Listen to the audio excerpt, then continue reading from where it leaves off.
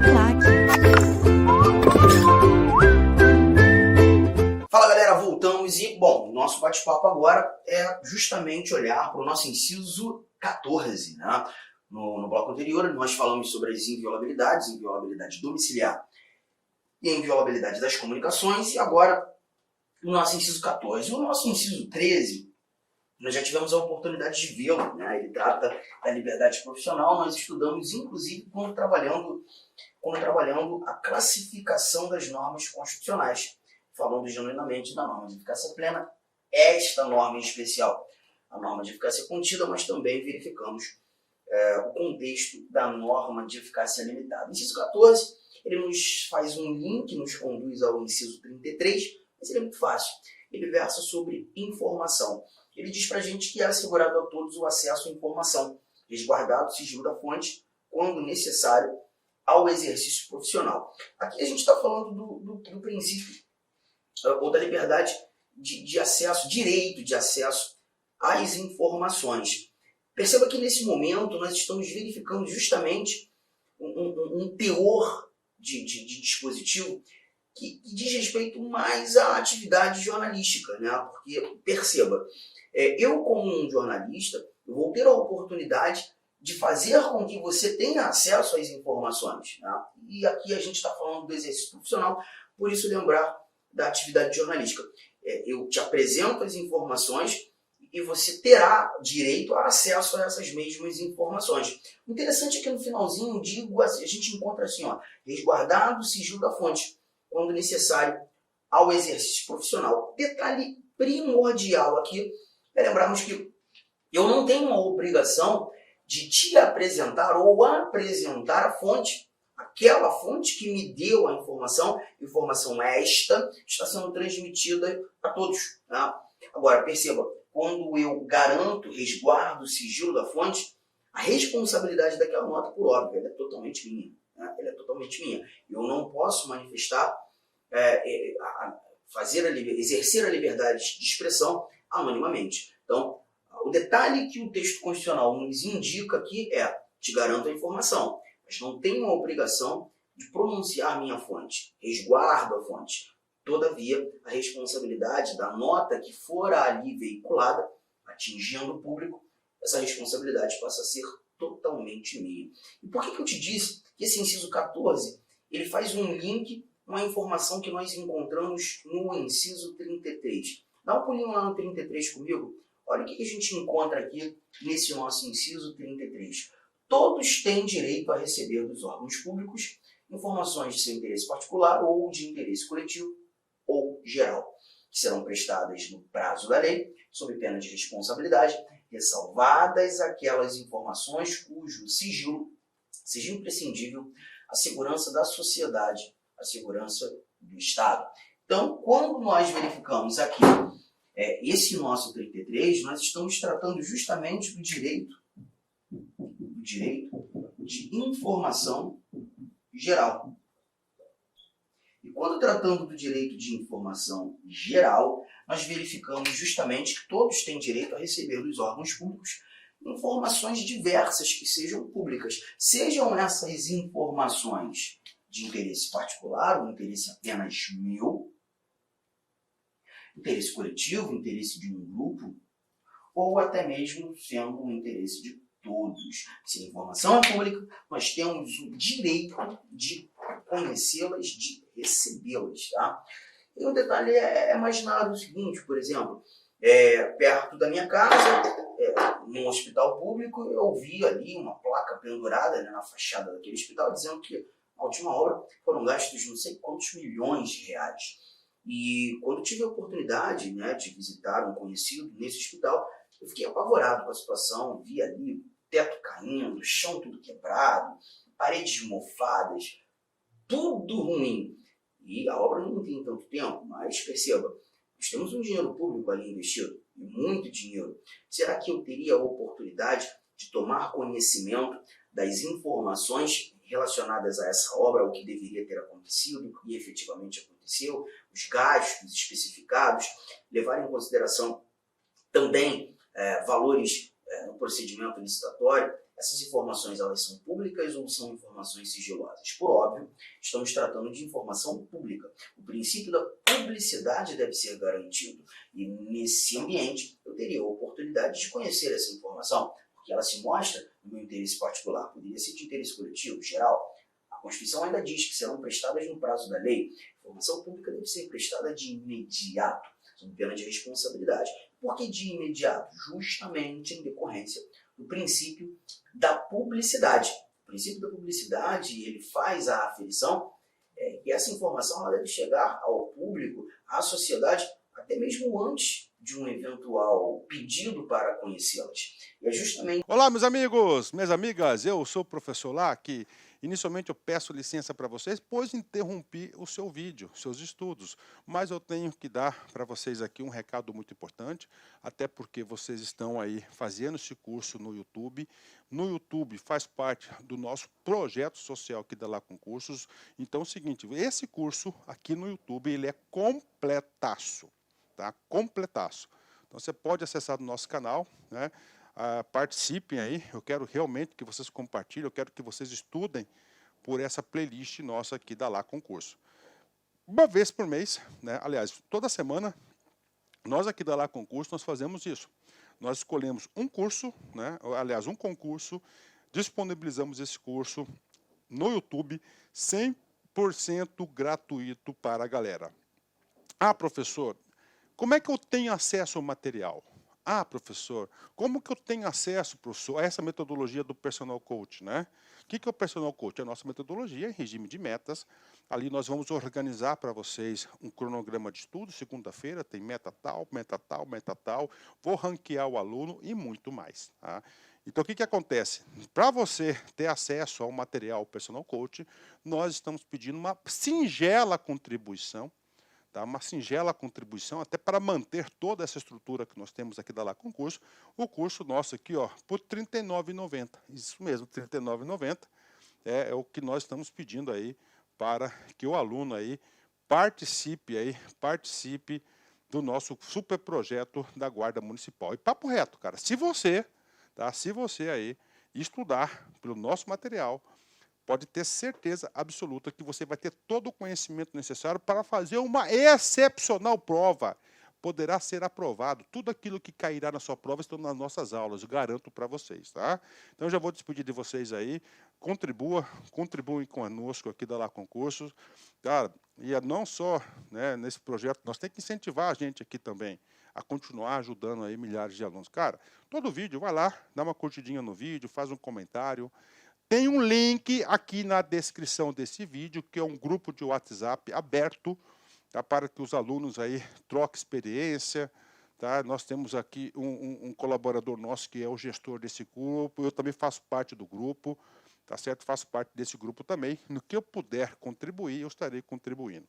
Tudo bem? Espero vocês aqui na LAC. Tchau, tchau. Esse inciso 33 garante um pouco mais essas informações, ou melhor, do direito de informação. Avançando um pouco mais, agora chegando lá no finalzão da nossa Constituição, o último inciso, o inciso de número 79. Perceba que esse inciso 79 está aqui, é um dispositivo recente. Ele foi inserido por emenda constitucional agora, bem no início, né, do ano de 2022.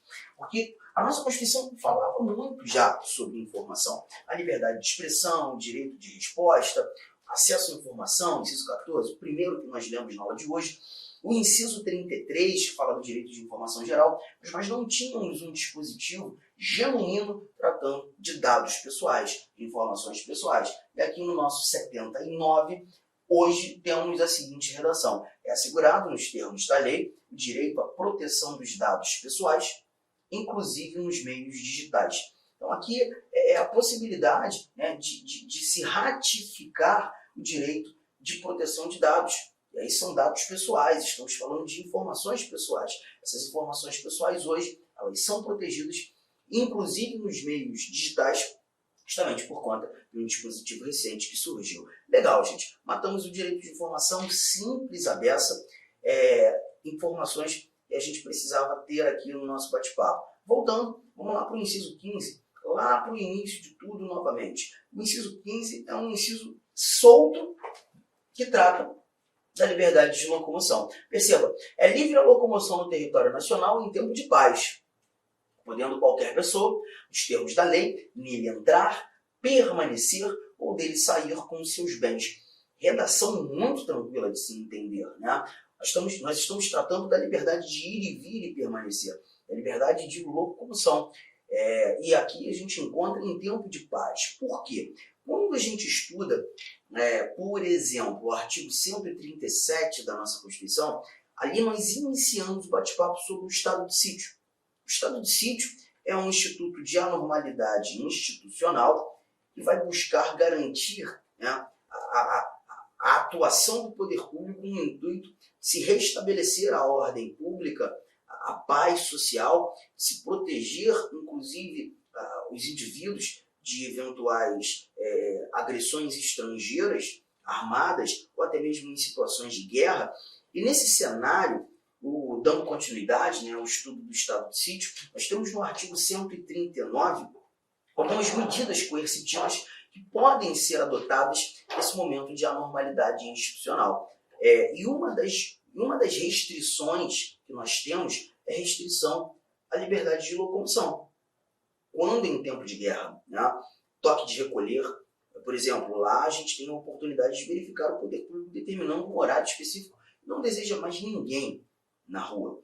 E nesse momento, nós já não estamos tratando em tempo de paz, mas sim em tempo de guerra. E o inciso 15 do artigo 5º diz que essa liberdade de locomoção ela é livre, sim, em território nacional, em tempo de paz.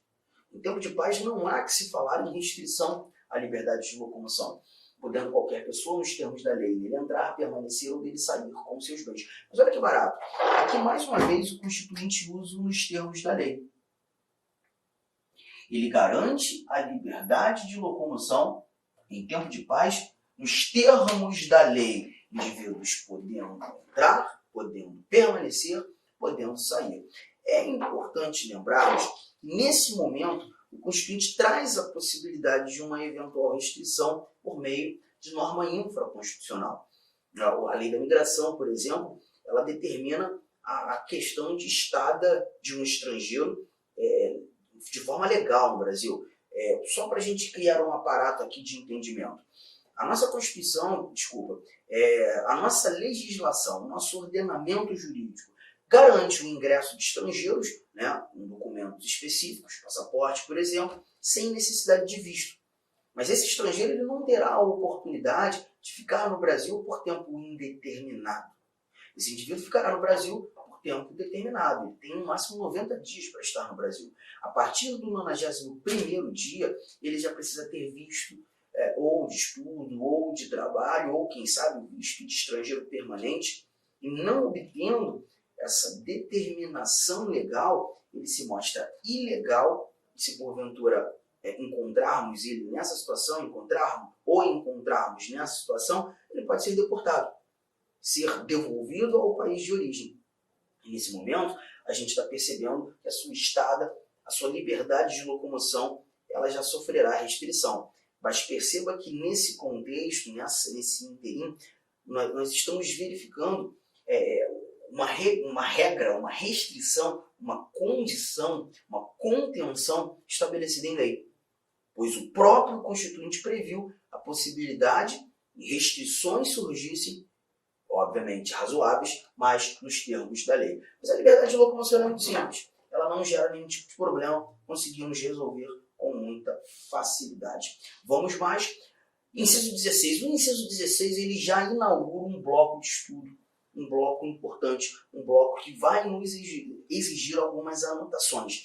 Aqui a gente começa a tratar dos direitos coletivos. O primeiro deles, o direito de reunião. Eu vou fazer algumas anotações. Vamos lá? Todos podem reunir-se pacificamente, sem armas, em locais abertos ao público, independentemente de autorização, desde que não frustrem outra reunião anteriormente convocada para o mesmo local, sendo apenas exigido o prévio aviso à autoridade competente. Então, desse nosso inciso 16, e é um inciso que costuma cair bastante em provas, nós temos algumas orientações muito importantes. Muito importantes. Perceba?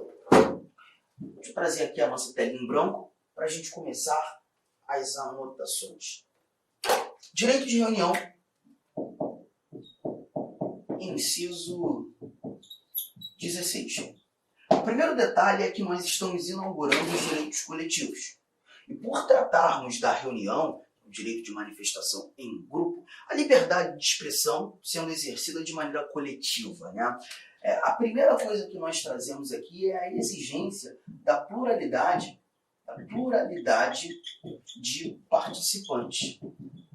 Não há que se falar numa reunião sendo exercida por um único indivíduo.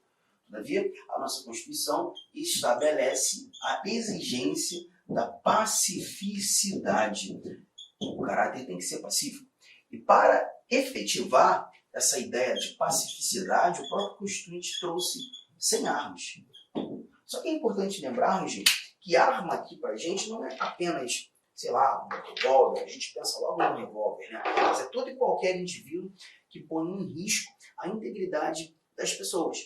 Por exemplo, o poder público ele vai buscar tomar conhecimento dos objetos que serão levados para aquele determinado evento, né? Imagine o seu time de coração, a torcida do seu time de coração, buscando exercer um direito de reunião, exercer uma manifestação e, dependendo do calor do momento, da situação do clube, da fúria, ira, da angústia dos torcedores, dependendo do local, né?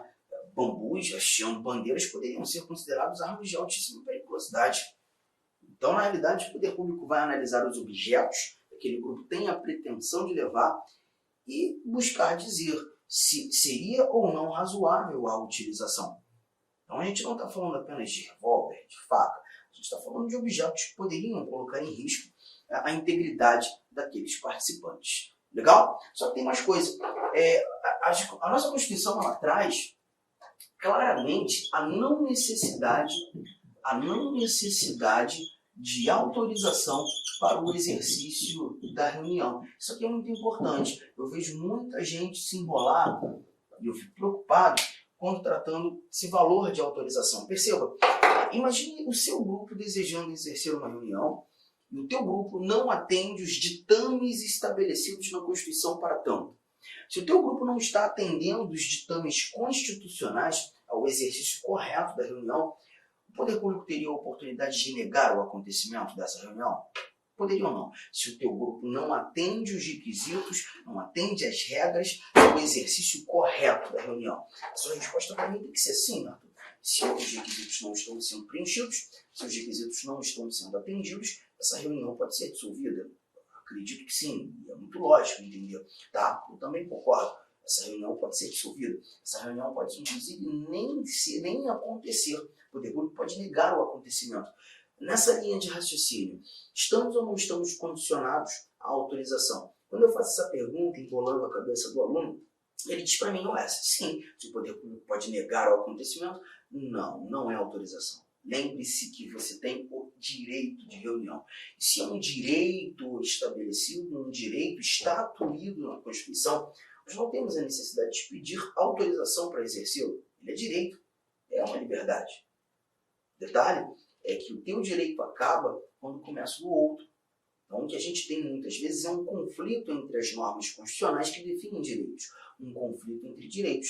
E quando há um conflito entre os direitos, a solução para esse conflito vai ser sempre no campo da ponderação.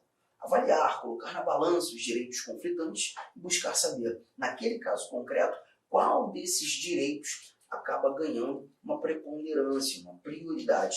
Então, na realidade, o negar, ele não é de forma arbitrária, ele não é de maneira não justificada, ele não é apenas não vai fazer, negativo. E se não, ele precisa ser justificado, porque quando não há uma justificação em relação à negativa ao exercício da reunião, nós temos ali uma conduta arbitrária do poder público ensejando a violação de um direito, já que a própria Constituição não traz a exigência da autorização. Se você pedisse, né, melhor dizendo, se você pedisse ou tivesse a necessidade de pedir a autorização, perceba, o poder público teria duas respostas para te dar, ou sim ou não.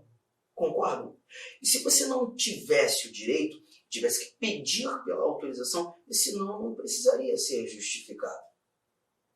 Então, a justificativa, ela é exigível, ela é necessária justamente pelo simples fato de existir um direito e não garantir o exercício de um direito, a justificativa deve ser apresentada. Por exemplo, o teu aviso, e é já algo que eu vou anotar aqui, e há uma exigência sim, mas a exigência não é de autorização, a necessidade que o Constituinte apontou é de aviso prévio.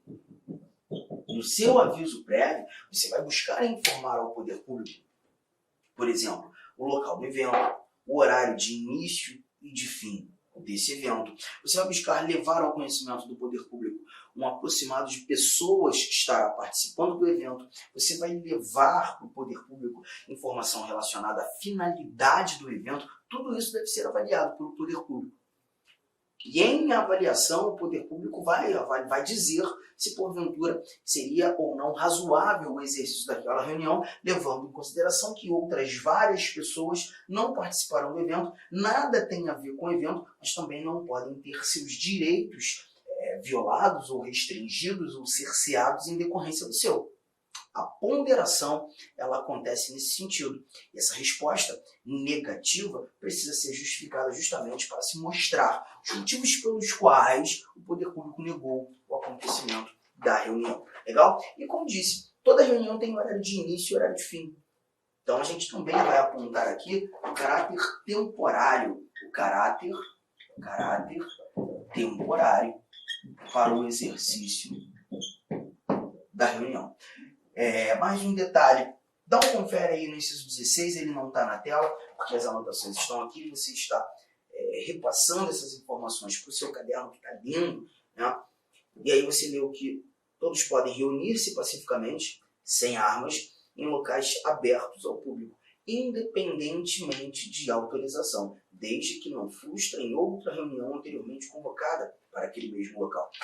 Aí a própria Constituição já traz um valor de ponderação, desde que não frustrem outra reunião convocada para aquele mesmo local.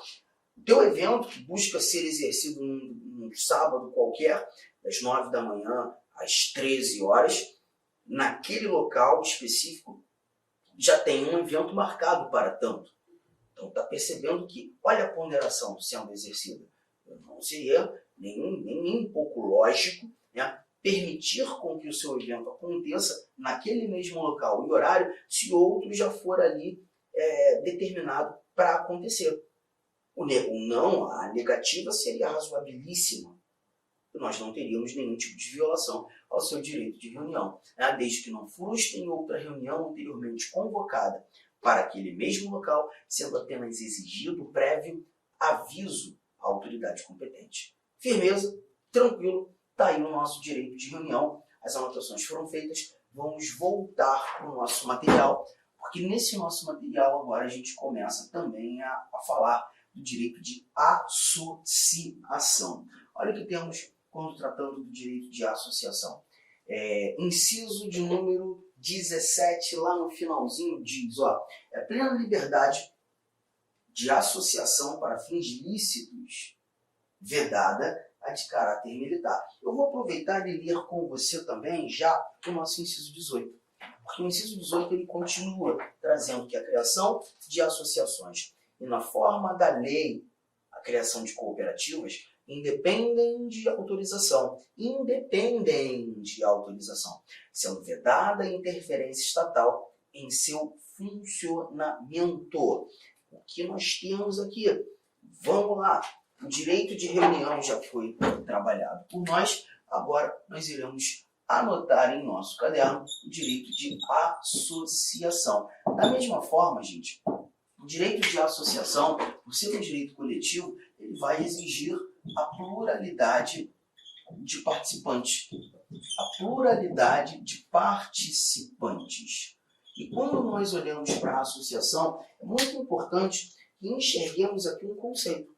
A associação nada mais é do que um grupo de pessoas, a pluralidade de participantes, que se reúne em caráter permanente, já não estamos falando de algo temporário, em caráter permanente para o exercício de atribuições ou de atividades lícitas e sem a necessidade da autorização do poder público para funcionar, né? Então, peraí, a gente tem mais coisa aqui para acrescentar. Além da pluralidade de participantes, O que esses dois incisos nos mostraram é a finalidade, deve ser lícita. Você tem até a vedação às atividades associativas de caráter paramilitar. Grupo de pessoas, sejam militares, sejam civis, que exercem uma atividade paralela a exercício de segurança pública, por exemplo,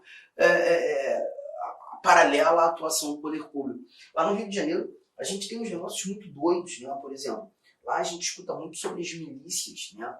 Que são indivíduos que com a pretensão de se exercer segurança pública, acabam ofendendo direitos fundamentais, né? Condicionando comerciantes, por exemplo, a pagamentos de taxas em troca de segurança. É um tipo de atividade associativa literalmente ilícita. A gente consegue, inclusive, vislumbrar o caráter paramilitar, né? Por exemplo, a gente encontra Brasil inteiro afora a ideia da associação ao tráfico. A associação não foi usada de maneira arbitrária ou de maneira ao acaso. Não, quando você lê a associação ao tráfico, aqui a ideia é justamente de se conduzir o conceito de associação, um grupo de pessoas. Então está correto? Não, porque a atividade é ilícita e, em regra geral, apresenta um caráter paramilitar. Então a gente já está verificando que contraria completamente aquilo que a nossa Constituição traduz. Tá? Outro ponto importante, inciso 18, quando li a criação de associações e, na forma da lei de cooperativas, independem de autorização. A não necessidade de autorização para a criação de associações e, na forma da lei, cooperativas. Cuidado, que aqui o Constituinte ele buscou diferenciar as associações das cooperativas. As duas apresentam para a gente esse cunho associativo, caráter permanente. O que vai diferenciar a associação de cooperativa é a atividade exercida. As atividades exercidas por uma associação apresentam um cunho social. Por exemplo, você deve morar próximo de alguma associação dos moradores, né, do seu bairro, da sua cidade. Já a cooperativa, ela vai exercer atividades de cunho econômico. E aí a gente verifica, por exemplo, cooperativas de táxi. A gente tem também, lá no Rio tem muito. É engraçado aqui. Olá, meus amigos, minhas amigas. Eu sou o professor lá que inicialmente eu peço licença para vocês, pois interrompi o seu vídeo, seus estudos. Mas eu tenho que dar para vocês aqui um recado muito importante, até porque vocês estão aí fazendo esse curso no YouTube.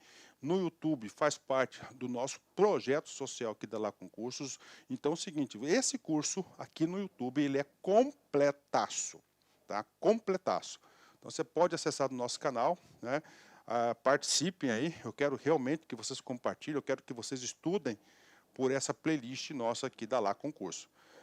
Uma vez por mês, né? Aliás, toda semana, nós aqui da Lá Concurso, nós fazemos isso. Nós escolhemos um curso, né? Aliás, um concurso, disponibilizamos esse curso no YouTube, 100% gratuito para a galera. Ah, professor, como é que eu tenho acesso ao material? Ah, professor, como que eu tenho acesso, professor, a essa metodologia do Personal Coach, né? O que é o Personal Coach? É a nossa metodologia em regime de metas. Ali nós vamos organizar para vocês um cronograma de estudo. Segunda-feira tem meta tal, meta tal, meta tal. Vou ranquear o aluno e muito mais. Tá? Então, o que acontece? Para você ter acesso ao material Personal Coach, nós estamos pedindo uma singela contribuição. Uma singela contribuição, até para manter toda essa estrutura que nós temos aqui da Lá Concurso. O curso nosso aqui, ó, por R$ 39,90. Isso mesmo, R$ 39,90 é o que nós estamos pedindo aí para que o aluno aí participe do nosso super projeto da Guarda Municipal. E papo reto, cara, se você aí estudar pelo nosso material, pode ter certeza absoluta que você vai ter todo o conhecimento necessário para fazer uma excepcional prova. poderá ser aprovado. Tudo aquilo que cairá na sua prova estão nas nossas aulas, eu garanto para vocês, tá? Então, eu já vou despedir de vocês aí. Contribuem conosco aqui da Lá Concursos, tá? E não só, né, nesse projeto, nós temos que incentivar a gente aqui também a continuar ajudando aí milhares de alunos. Cara, todo vídeo, vai lá, dá uma curtidinha no vídeo, faz um comentário. Tem um link aqui na descrição desse vídeo, que é um grupo de WhatsApp aberto, tá, para que os alunos aí troquem experiência. Tá? Nós temos aqui um colaborador nosso que é o gestor desse grupo, eu também faço parte do grupo, tá certo? Faço parte desse grupo também. No que eu puder contribuir, eu estarei contribuindo. Tudo bem? Espero vocês aqui na LAC. Tchau, tchau. Cuiabá eu não vi. Aqui no Mato Grosso eu não vi. Lá no Rio a gente tem mototáxi, né? Que são indivíduos que exercem uma atividade de transporte coletivo, mas por meio de mototáxi. Então você tem um grupo de pessoas que se reúnem em caráter permanente para exercer a atividade que é lícita e sem a necessidade da autorização. Mas como as funções, as atividades têm cunho econômico, a gente tem a ideia de cooperativa. Diferenciando um pouco mais, as associações não apresentam caráter temporário e sim um caráter permanente, tá? Então aqui nós encontramos as anotações diferenciando num primeiro instante a associação das cooperativas. Legal? Tudo anotado? Mais um ponto importante, ainda olhando para essa introdução das associações e das cooperativas. Olha que barato. Voltando para o nosso inciso 16, só me engano, ele ainda está na tela? Não, a gente já está no 18, né? Eu vou ter que voltar um slide aqui. Mas é algo muito tranquilo, a gente só vai conversar sobre um ponto. Cadê? Deixa eu ver, tá aqui, ó. Um ponto de orientação jurisprudencial ainda no 16. Todos podem reunir-se pacificamente, sem armas, em locais abertos ao público, independentemente de autorização, desde que não frustrem outra reunião anteriormente convocada para aquele mesmo local, sendo apenas exigido prévio aviso à autoridade competente. Informação muito importante. O Supremo Tribunal Federal, no ano de 2020, finalzinho de 2020, trouxe para a gente, julgando um recurso extraordinário, fazendo um controle difuso de constitucionalidade, a informação que a falta do aviso prévio, guarda isso, gente, a falta do aviso prévio não é condição imprescindível para que aquela reunião seja dissolvida, tá? Ainda que a Constituição traga a exigência do aviso prévio, se o teu grupo não faz o aviso prévio e ainda assim exerce a reunião, mas a reunião não está ofendendo direito fundamental alheio, aquela reunião não gera nenhum tipo de risco aos direitos outros, das outras pessoas que nada tem a ver com o seu grupo, essa reunião não pode ser dissolvida. O que eu quero que você entenda é que o aviso prévio é exigido, sim, mas a sua falta, a falta do aviso prévio não é condição determinante para a dissolução da reunião. Antes, a doutrina se posicionava no sentido de não tem aviso prévio, a reunião é ilegal. Ela não pode continuar, ela precisa ser dissolvida. O Supremo muda isso na interpretação. A falta do aviso prévio não é determinante para a dissolução da reunião. Não havendo nenhum tipo de problema, riscos ao seu acontecimento ou em decorrência do seu acontecimento, essa reunião pode ser exercida sim, ainda que não tenha havido o aviso prévio. Como me posiciono em provas? Simples. Se o teu examinador perguntar de acordo com a orientação do Supremo, de acordo com orientações jurisprudenciais dos tribunais superiores, nesse caso é o Supremo, a falta do aviso prévio não é necessária. A falta do aviso prévio, deixa eu colocar a fala correta, a falta do aviso prévio não é condição preponderante, condição determinante para a dissolução da reunião. Mas, de acordo com o texto constitucional, de acordo com o que dispõe a Constituição Federal de 1988, essa exigência do aviso prévio encontramos no texto, no inciso 16. Tranquilo? Para a gente caminhar um pouco mais, inciso de número 19. 19 diz para a gente que as associações só poderão ser compulsoriamente dissolvidas ou ter as suas atividades suspensas por decisão judicial, exigindo-se no primeiro caso o trânsito em julgado. Então aqui a gente está falando de duas coisas no mesmo inciso. o fechamento obrigatório de uma associação sem a vontade daqueles que compõem a associação, ou até mesmo a suspensão das atividades dessa associação. Então perceba, você tem duas coisas aqui, tá? Duas coisas que vão necessitar da decisão judicial. Olha aqui, ó, inciso 19. A gente está falando da suspensão das atividades ou melhor, e fechamento obrigatório das associações. E aí, para ficar mais fácil, eu queria que você enumerasse aqui, número 1, aqui, número 2. Justamente para mostrar que tanto o número 1 quanto o número 2 vão depender de decisão judicial. Certo? Se nos dois casos, na suspensão das atividades, na dissolução compulsória, eu tenho a necessidade de decisão judicial, por que não colocar tudo junto? Porque quando olhando para o 2, essa decisão judicial, ela precisa ser transitada em julgado. Informação que para suspensão das atividades você não encontra. O que eu estou querendo dizer? Uma associação só será obrigatoriamente dissolvida, obrigatoriamente fechada, depois de todo um processo judicial findo. Eu tenho a necessidade da sentença judicial transitada em julgado, a não mais possibilidade da interposição de recursos, o processo acabou. A fase de conhecimento da ação fechou. E foi justamente em sentença que o magistrado determinou a suspensão das atividades, melhor, o fechamento obrigatório dessas associações.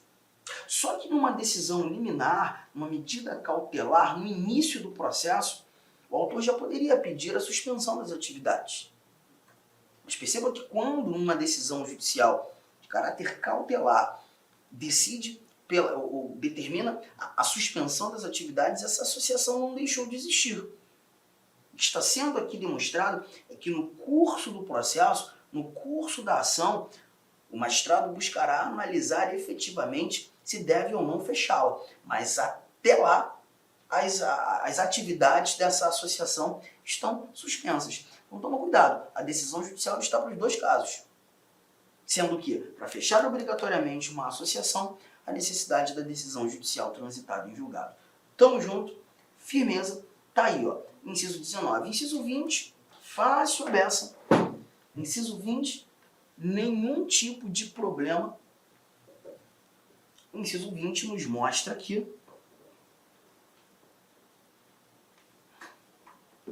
que ninguém será, ou ninguém poderá ser compelido a associar-se ou a permanecer associado.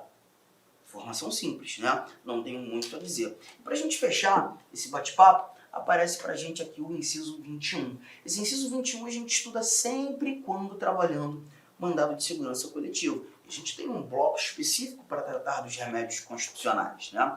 Mas eu vou fazer aqui apenas a informação, ou trazer aqui apenas a informação que o nosso inciso 20 busca demonstrar. Olha aqui, ó. As entidades associativas, quando expressamente autorizadas, têm legitimidade para representar seus filiados judicial ou extrajudicialmente. Aqui, a pretensão de um associado, de um filiado, de um membro de uma determinada associação ou entidade associativa, né? E é importante lembrar que aqui ele falou entidades associativas, e quando você fala de entidades associativas, você está falando de um gênero. Entidades associativas não diz respeito apenas à associação. Partido político é uma entidade associativa, um sindicato é uma entidade associativa, uma entidade de classe profissional, esses órgãos de representação profissional, COREN, CRC, CRM, OAB, CREA, CREF, são entidades associativas. associações cooperativas. Essas entidades associativas, termo gênero, têm legitimidade para representar seus filiados, judicial ou extrajudicialmente, mas sempre quando havendo autorização expressa, como, por exemplo, eu sou sindicalizado, eu tenho uma ação judicial, e se ação judicial nós temos essa estrutura, juiz, autor, réu. Eu sou o autor da ação, mas estou sendo representado judicialmente pela associação que faz parte. Perceba, a associação não é parte do processo, ela representa parte do processo. E aí o cuidado que você tem que ter, para que essa representação judicial aconteça, a necessidade de autorização expressa, por meio de uma procuração devidamente constituída.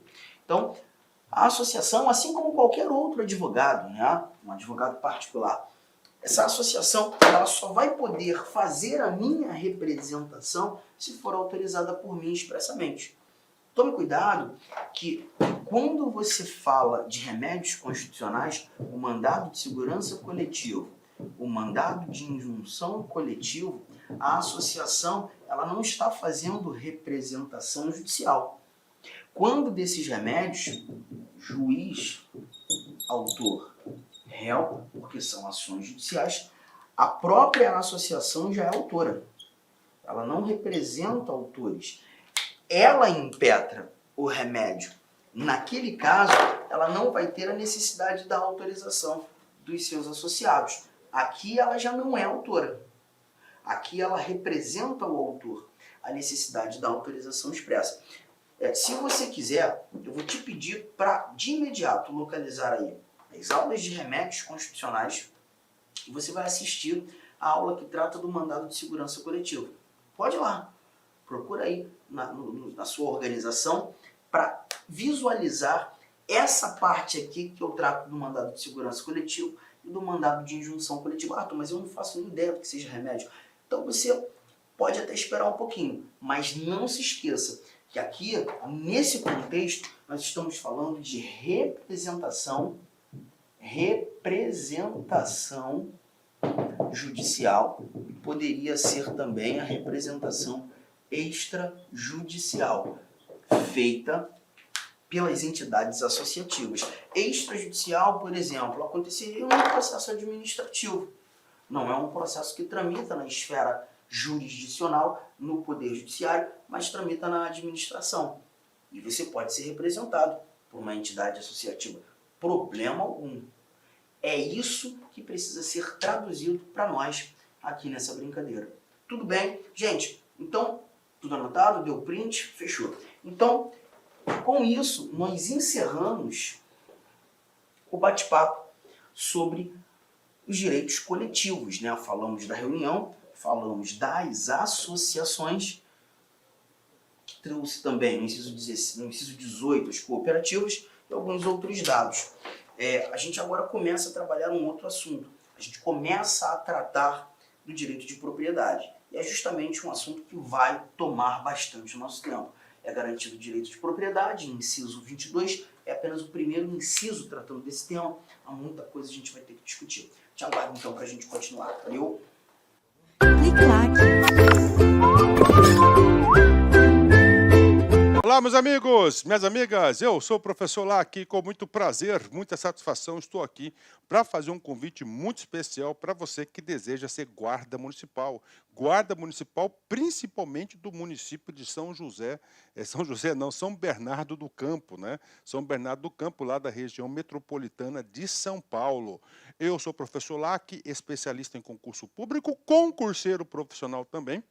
Sempre estou sendo submetido a provas de concurso, que em 2022 eu tive a oportunidade de ser aprovado em 11 concursos públicos, é isso mesmo, e eu estou aqui para te ajudar nessa caminhada. Esse curso faz parte de um projeto da LAC Concursos, nós estamos comemorando aí tá? 14 anos de fundação aqui da Lá Concursos e nós estamos fazendo um projeto social. Esse curso super atualizado, ponta a ponta do edital, um projeto social para dar acessibilidade para todos aqueles que querem estudar por apenas R$ 39,90. É isso mesmo, R$ 39,90. Nosso curso EAD, super completo, atualizado, você tem direito ao personal coach, que é o estudo em regime de meta, é o projeto social da LAC Concursos, né? Esse projeto social visa atender todos aqueles que desejam, almejam aí, ser servidor público, especificamente da Guarda Municipal. Guarda Municipal, nós começamos um projeto mais ou menos aí uns 40 dias atrás, né? De 40 dias atrás até a presente data, até daqui para frente, nós vamos atender todas as guardas municipais do Brasil, é isso mesmo. Nós vamos tornar um site super especializado aí em guardas municipais, então você está estudando num site específico para essa finalidade, tudo bem? Então vem comigo, eu vou explicar para vocês aí os principais pontos do edital e a nossa proposta pedagógica, né? Vamos lá, Banca VUNESP, né? Banca VUNESP, né? Banca VUNESP, lá de São Paulo, da Universidade de São Paulo. As inscrições são do dia 24/5 até o dia 23/6. Data da prova, né? Data da prova, dia 27/8, dia 27/8, então temos um tempo considerável. Papo sério com você, eu conheço esse edital de ponta a ponta, cara. Se você cumprir as metas de estudos, que é a nossa metodologia do personal coach, lá no dia 27/8 você terá plenas condições de ser aprovado nesse concurso, né? Então, projeto social aqui da LAC Concurso, né? Vamos embora, vou explicar para vocês. Olha aí, ó, edital publicado, eu sempre gosto de pegar esse cabeçalho do edital para mostrar para a galera. Edital número 1 de 2023, tá? Olha aí, né, que coisa legal, né? Fundação Vestibular da Universidade Estadual Paulista, né? VUNESP, né? Estadual Paulista, Universidade do Estado de São Paulo, né? Então vamos embora, né? Vamos explicar para vocês. Vamos falar das vagas, né? Olha aí, professor, são 150 vagas. Beleza, né? 150 vagas. Esse aqui é um concurso da Guarda Municipal. Concurso da Guarda Municipal, aliás, a Guarda Municipal, o Guarda Municipal, eu acredito que este ano ainda, de 2023, vai ser incluso no rol lá do caput do artigo 144 da Constituição e vai passar a ser o quê? Uma força de segurança pública. Tá? Uma força de segurança pública, beleza. Então, o que acontece? Com uma força de segurança pública, é característica de polícia, né? Policial, polícia, né? O que acontece? Nós temos um concurso com TAF, que é o teste de aptidão física, avaliação de investigação social, avaliação psicológica, curso de formação. Por que você está falando isso, professor? Porque é o seguinte, qual que é o seu objetivo? São 150 vagas de provimento imediato, mas preste atenção, esse concurso é de 2 anos mais 2. Tá? A sua meta, tá, é ficar entre, desculpa aqui, 810 na posição, 810. Por quê, professor? Quem ficar nessa posição de 810 vai ser chamado para o TAF, né? E aí, professor? Cara, o TAF, eu digo para você, TAF tem um alto índice de reprovação. Um alto índice de reprovação. Com certeza, no mínimo, aí, 25% dos candidatos serão eliminados no TAF, né? Ou seja, aumentando a sua possibilidade aí, tá? A sua possibilidade de ser chamado. Então, vem comigo. Vaga 150, mas você tem que ficar entre os 810 para você ir para o TAF, já vou explicar exatamente aí. Então, vamos lá. Guarda Civil feminino, né? Terceira classe. Como é que é a estrutura? Você entra na terceira classe, que é a classe inicial, vai para a segunda classe, primeira classe, depois você vai para a classe distinta, né? Você vai para a classe distinta. Depois da classe distinta, você vai para... Aí você tem o subinspetor, inspetor, subcomandante, comandante geral. Tá? 45 vagas, sendo 43 de ampla concorrência e 2 vagas para deficiência, né? Então, você tem aqui a remuneração, tá? 2.232, que é o vencimento básico, mais a gratificação de atividade de risco, que é 50%. 40 horas, né, você tem, eu vou falar sobre os requisitos aqui, e o masculino, 105 vagas. 105 mais 45, nós temos 150 vagas. 100 mais 5 aí para vagas de deficiente, né? Requisitos, vamos lá, Guarda Municipal. Isso aqui é meio padronizado no Brasil todo. Por quê, professor? Porque nós temos a Lei 13.022, que é o Estatuto Geral das Guardas Municipais de 2014, que é uma lei federal. Então, para se inscrever, como requisitos do cargo entregar na data da convocação do curso de formação. Então, na data da convocação do curso de formação. Tá? Ser brasileiro, nato naturalizado, bacana, né? Ter no mínimo 18 anos e no máximo 30 anos de idade no ato da inscrição no concurso. Tá? Ou seja, você tem que ter essa idade até que data? Até o dia 23. Tá? Então, até o dia 23/6, beleza? Até o dia 23/6, você tem que comprovar essa idade, a sua idade, né? Estatura mínima, descalço e descoberto, 1,70 m ser homem e 1,60 m ser mulher. Pegou pesado aí, hein? Pegou pesado aí, hein? Ensino médio completo, beleza? Tá? Se masculino, está em dia com as obrigações militares, ok, né? Está kit com justiça eleitoral, CPF regularizado, não possui antecedentes criminais, óbvio, né? Não pode ter, inclusive, uma investigação social.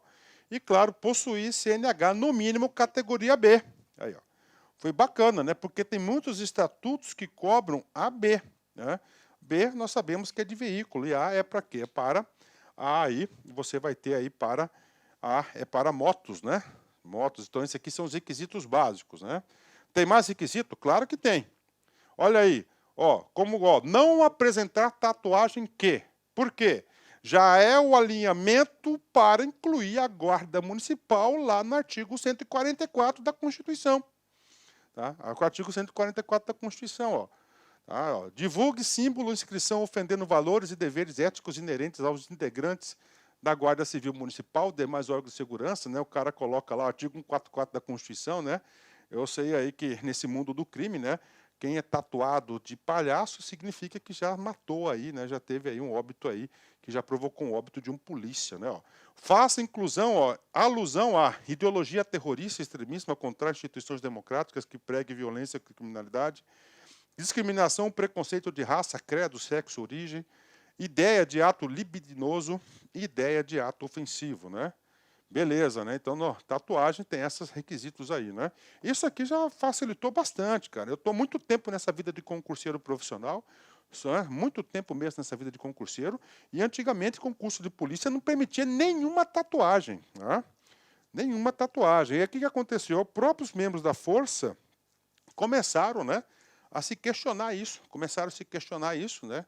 Começaram a se questionar e eles queriam ter tatuagem e colocaram essas regras. Olha aí, ó, ter aptidão física e mental, tá? Então vai ser o staff aí, né? Não ter sofrido demissão do serviço público, investigação social e outros documentos que o município de São Bernardo do Campo julgar necessários, né? Então esses são os requisitos aí específicos. Chama atenção a idade, chama atenção a habilitação, você tem que ter.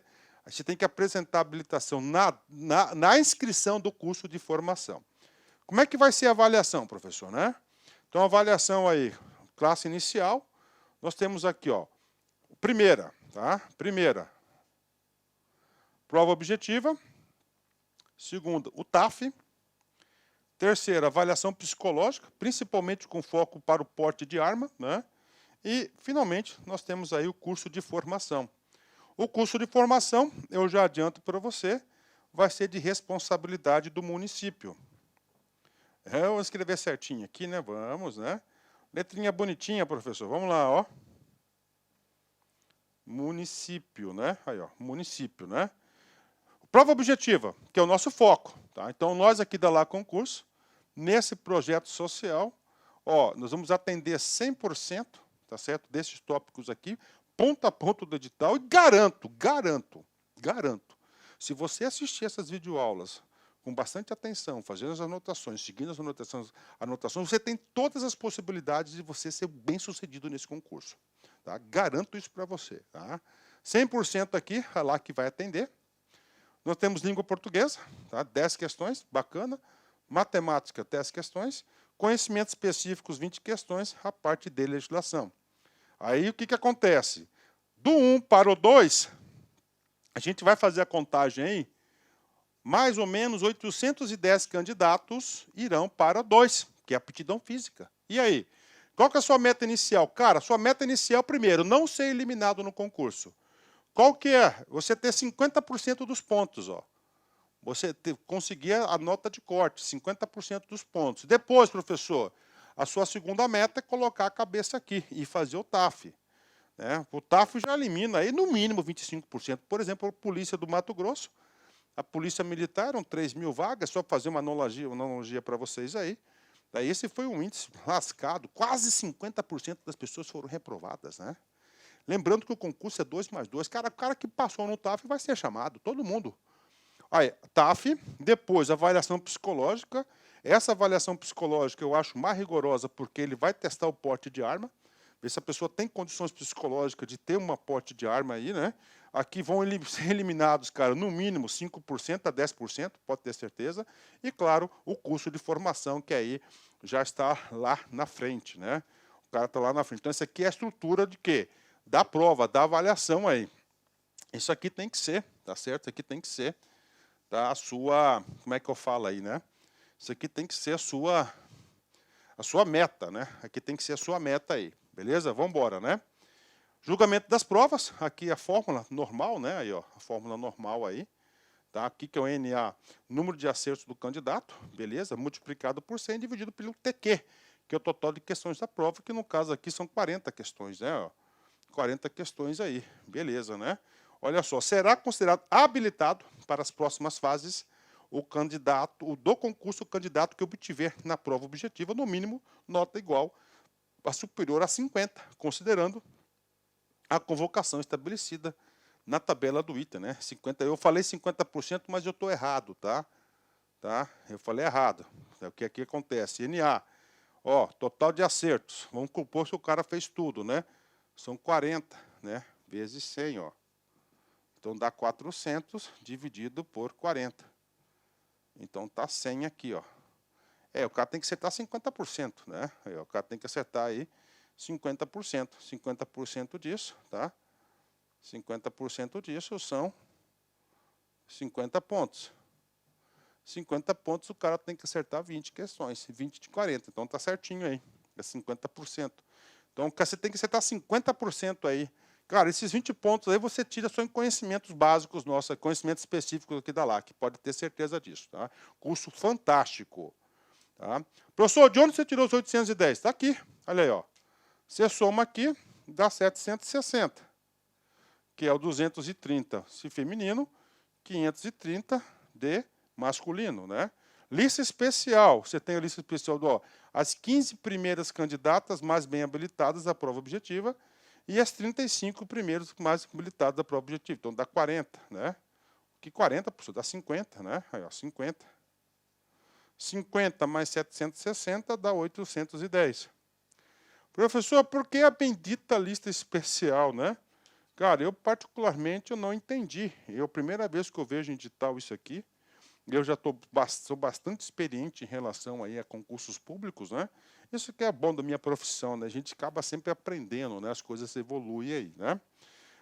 Por que isso é importante? Cara, papo reto, tá aqui, ó, 2 anos prorrogáveis uma única vez. Então, você passou no TAF, passou na avaliação, você passou na avaliação psicológica, na investigação social, cara, você tem condições aí dentro desse período aí, por que não o município fazer uma nova turma, né? Porque é de responsabilidade do município, né? Cronograma, está aqui o cronograma, nós temos o cronograma aqui, beleza? Ó, esse término das inscrições, no dia 3/7, ó, aplicação das provas objetivas 27/8, e essa banca, né? Essa banca, que é a banca VUNESP, eu digo para você que é uma banca bacana pra caramba, né? Ó, aplicação da prova de aptidão física em novembro, que ele dá tempo para os caras aí, né, cara? Dá tempo para os caras aí fazer um condicionamento físico bacana, né? Apesar que você olha aí, né, cara, é de 18 a 30 anos, só molecada, né? Mas é o seguinte, eu vejo, cara, eu vivo isso todos os dias, às vezes o cara tem condições, né? Mas às vezes ele executa errado, uma barra, tá? um exercício, aí ele é eliminado por besteira, tá? Então é melhor você procurar. O que vai cair? Língua portuguesa, bacana, matemática, bacana, né? Ótimo aqui, matemática, né? Excelente, né? Olha aí. Conhecimentos específicos, ó, Constituição, artigo 5º, 6º, artigo 144, o Código Penal, beleza aí, né? Processo penal, prisão em flagrante, né? Aí a Guarda Municipal tem um foco patrimonial e preventivo, né? Está ampliando aí. Aí tem uma parte do Estatuto da Criança, não é todo, né? Mas eu acho que era bom disponibilizar o curso todo para o aluno aí, né? Aí o Estatuto do Idoso, Estatuto do Desarmamento, ok? Lei Maria da Penha, abuso de autoridade, Estatuto Geral das Guardas Municipais, inclusive eu sou professor da 13.022 e também sou professor da 9.513, que é o Código de Trânsito Brasileiro, que é para você gabaritar, pode ter certeza disso. Bacana? Galera, então venha fazer parte desse projeto social aqui da LAC Concursos. Forte abraço, fique com Deus. Tchau, tchau. Espero vocês aqui.